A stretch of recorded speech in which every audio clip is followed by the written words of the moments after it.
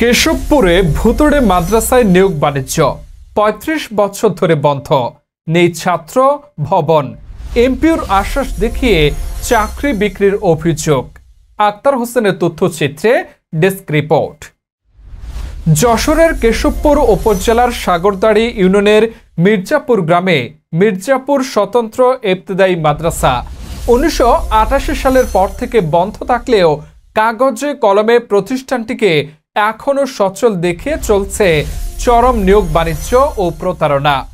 মাদ্রাসাটিতে নেই কোনো ভবন, শিক্ষক কিংবা শিক্ষার্থী, তবুও প্রতিষ্ঠানটিকে এমপিওভুক্ত হবে এমন আশ্বাস দেখিয়ে ভুয়া নিয়োগপত্র ইস্যু করে মোটা অঙ্কের আর্থিক লেনদেন করা হচ্ছে। অভিযোগ রয়েছে, জানা গেছে মাওলানা রফিকুল ইসলাম ২০০০ সালে তালা উপজেলার নোয়াকাটি দাখিল মাদ্রাসার নন এমপিওভুক্ত সুপার ছিলেন। এরপর তিনি ২০১২ সাল থেকে ২০১৭ সাল পর্যন্ত লিবিয়ায় প্রবাসী ছিলেন। দেশে ফিরে এসে আবারও মির্জাপুর মাদ্রাসার নিয়ন্ত্রণ নিয়ে শুরু করেন চাকরি বাণিজ্যের হাট।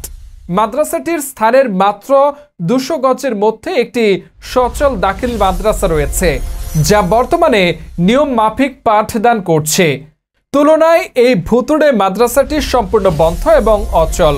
তবে সচ্ছল প্রতিষ্ঠানটির পাশেই থাকা এই বন্ধ মাদ্রাসাকে ব্যবহার করে নিয়োগ বাণিজ্যের ঘটনা আরও গুরুতর। এই অনিয়মের বিরুদ্ধে ২৬শে জুলাই ২০২৫ তারিখে স্থানীয় সচেতন নাগরিক সুহেল রানা, উপজেলা নির্বাহী কর্মকর্তা ইউএনও এবং উপজেলা মাধ্যমিক শিক্ষা অফিসারের বরাবর একটি লিখিত অভিযোগ দাখিল করেছেন।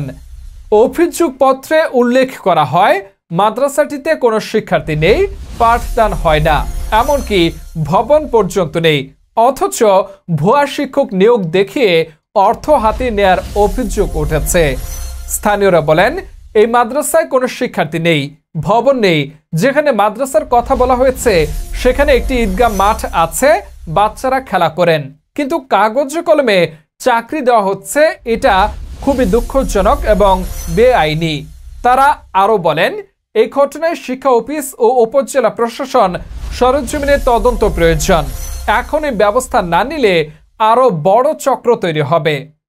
এ বিষয়ে উক্ত স্বতন্ত্র ইবতেদায়ী মাদ্রাসার প্রধান শিক্ষক মাওলানা রফিকুল ইসলাম বলেন, আমি শুনেছি আমাকে প্রতিষ্ঠানের প্রধান শিক্ষক বানিয়ে অফিসিয়াল কার্যক্রম চালিয়ে যাচ্ছে।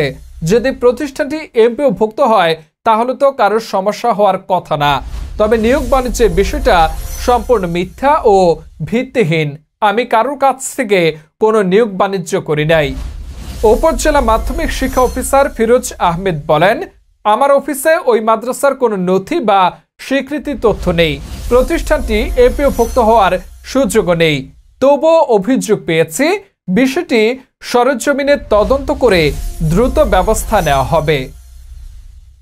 এ বিষয়ে কেশবপুর উপজেলা নির্বাহী কর্মকর্তা রেক্সোনা খাতুন বলেন, অভিযোগ পেয়েছি, তদন্ত করে প্রয়োজনীয় ব্যবস্থা নেওয়া হবে। ও মাদ্রাসা রয়ে আসছিল ২০ বছর না না কিছু মানুষ দাবি করছে যে এখন লেখাপড়া হয় না। অভিভাবকদের কিছু ছেলেপিলে আছে, তারা মাস্টারি করবে বলে, তারা ওইখানে স্কুল করবে বলে, তাই এই করেছে। আমার জন্মের পর থেকে কোনো ইবতেদায়ী মাদ্রাসা আমি দেখিনি আমার চোখে। আমার বয়স ২০ বছর। এর আগে ছিল এর আগে সবাই বলে, কিন্তু এখন এ জায়গায় ঈদগাহ হয়ে গেছে, বুঝতে পেরেছেন? বিল্ডিং নেই, ৩০ বছরের বেশি হয়ে গেছে। আমার বয়স ৫৭ চলতেছে। আমার যখন ৫-৭ বছর বয়স তখনই পড়াশোনা করেছি।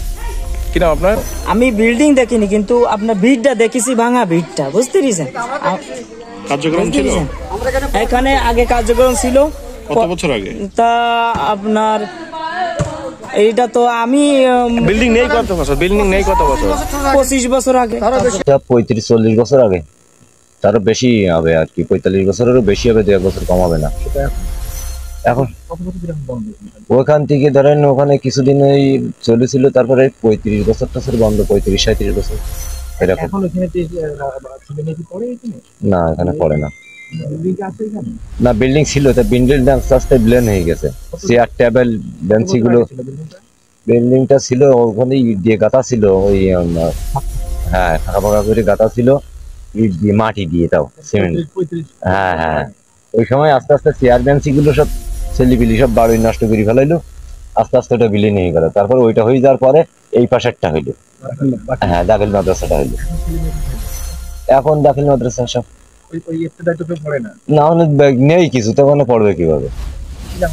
আমার নাম আব্দুল্লাহ, মির্জাপুর। আমি তো 30 বছর ধরে তো দেখতেছি না।